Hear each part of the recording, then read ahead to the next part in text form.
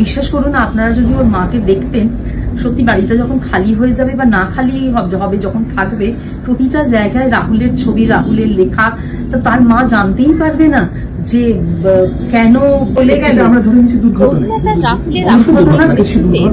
এত অসঙ্গতি কেন?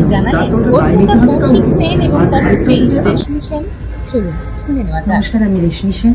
নমস্কার, আমি কৌশিক সেন। আমি রেশমি ঋদ্ধি। আমরা আজকে সকালে রাহুলের বাড়িতে গিয়েছিলাম। আমরা গতকাল যাইনি, আমি কলকাতাতে ছিলাম আর আমাদের মনে হয়েছিল আজকে হয়তো যাওয়াটা খুব ঠিক হবে। মার সঙ্গে, প্রিয়াঙ্কার সঙ্গে, সহজের সাথে এবং বাড়ির অনেক আত্মীয়রা, মাসি সবাই এসেছিলেন, দাদাও ছিলেন। সবার সঙ্গে দেখা হলো, কথা হলো। রাহুল আমাদের একটা অসম্ভব প্রিয় মানুষ ছিল এবং আশা করি আপনারা বুঝতে পারছেন যে এরকম একটা বাড়ি থেকে ফিরে আসার পর আমাদের সকলের মনের অবস্থা কিরকম থাকতে পারে। এই শোকের তো কোনো সান্ত্বনা নেই। এবং সত্যি কথা বলতে আমাদের মনে হচ্ছিল তিনজনেরই যে একটা সময় তো সত্যি সত্যি সবাই সবার কাজে ফিরে যাব, বাড়িটা ফাঁকা হয়ে যাবে, তখন ওরা কি করবে। তো যাই হোক, কতগুলো জরুরি কথা বলার জন্য আমাদের মনে হয়েছে একটু বলা দরকার, কারণ আমরা সোশ্যাল মিডিয়ায় নেই, তাই রিদ্ধি সোশ্যাল মিডিয়া থেকেই আমরা আপনাদের কাছে বার্তাটা দিচ্ছি। হচ্ছে যে এই যে রাহুলের মৃত্যু নিয়ে এত রকমের প্রশ্ন হচ্ছে, এত রকমের অসঙ্গতি দেখা দিচ্ছে, মানে প্রত্যেক মানুষের ভার্সন আলাদা আলাদা আলাদা আলাদা।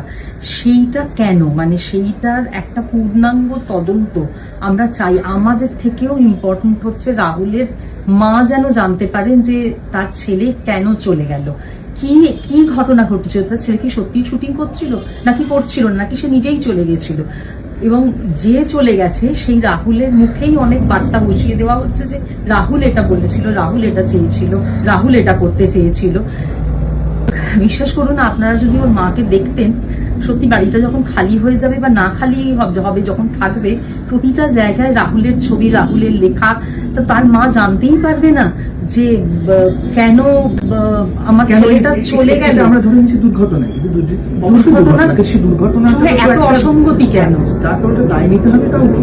দেখুন, সামনে ভোট আসছে, আমরা অনেকদিন বাদে আমরা জীবন আছে মানুষের কিছুতে দেখবেন 3 দিন বাদে আর রাহুল কি হয়েছিল, কি অসঙ্গতি হয়েছিল, সেটা আর কি কেউ প্রশ্নটা হয়তো আর কারোর মাথাতেই থাকবে না।